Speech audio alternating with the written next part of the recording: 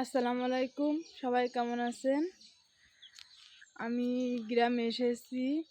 আসলে গ্রামে এসেছি বললে হয়তো অনেকে অনেক রকম মনে করবে যে গ্রামে এসেছে। আমি তো গ্রামেরই মেয়ে। আসলে আমি যেহেতু শহরে থাকতাম, আমার কখনো ৪ দেয়ালের ভিতর ভালো লাগে না।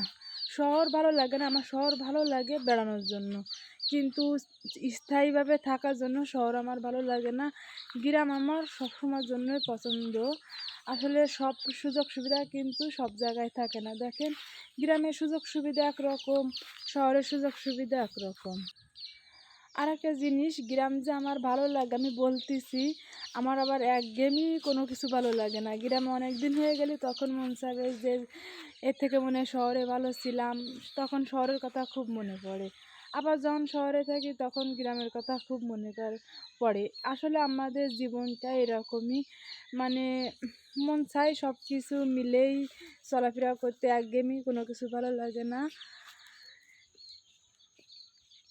বিকেলবেলায় এই যে হাঁটাহাঁটি করতে আমার খুবই ভালো লাগে।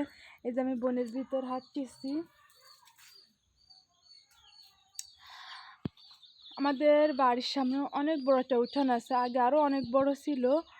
আগে আমাদের এরকমই 2টা ঘর ছিল। আসলে এই ঘরটা আমার চাচাদের ঘর। ওনারা এই 15-20 বছর হয়ে গেছে এই বাড়ি ছেড়ে ওনারা খুলনা শহরে থাকে, তো আসলে বাড়ি কেউ বসবাস করে না, এই জন্য বাড়িটা ওইরকম হয়ে গেছে। আর বালু উঠোন হয়েছে, এই জন্যই মানে ঘরটা আসলে মেরামত না করলে বা যাতায়াত না থাকলে যেটা হয়। আর পরে আব্বু এটা করেছে। হয়তো আমার চাচারা কোনো দিন বাড়ি এই গ্রামে আসলে ওরা হয়তো বাড়ি করবে। আগে আমাদের এই জায়গা অনেক বড় একটা উঠান ছিল, অনেক বড়। আমার বোনের যখন বিয়ে হয়েছে তখন এই জায়গা একসাথে অনেক বড় অনুষ্ঠান করেছে, মানে এত বড় উঠান ছিল যে এক বৈঠকে 600 মানুষ বসায় খাওয়ানো মানে ছিল।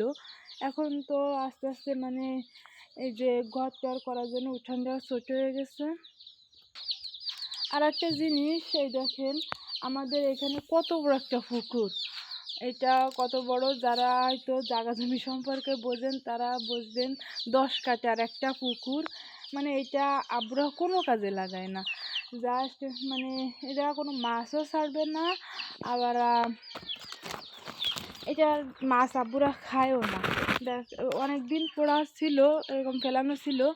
পরে আব্বু করেছে কি কিছু তেলাপিয়া মাছ ছাড়ে আর ওইগুলো বিক্রি করে দেয়।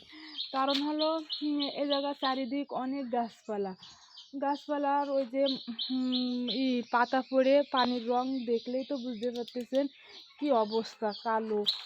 আমাদের এদিক খুলনা বাগেরহাট অঞ্চলে কিন্তু প্রচুর মাছ চাষ হয়, মাছ ঘের এইগুলো হয়। আমাদের ওইদিকে আসছে, হয়তো আমি এখন ওইদিকে যাচ্ছি না, ওইদিকে ঘের আছে। ওই জায়গা আব্বুর বড় বড় 2-3টা পুকুর আছে, ওই পুকুরগুলো আব্বু মেরামত করে, ওই জায়গা সবজি লাগায়, মাছ লাগায়। কিন্তু এই পুকুরটা কোনো কাজে আসে না। আর অনেক কাজ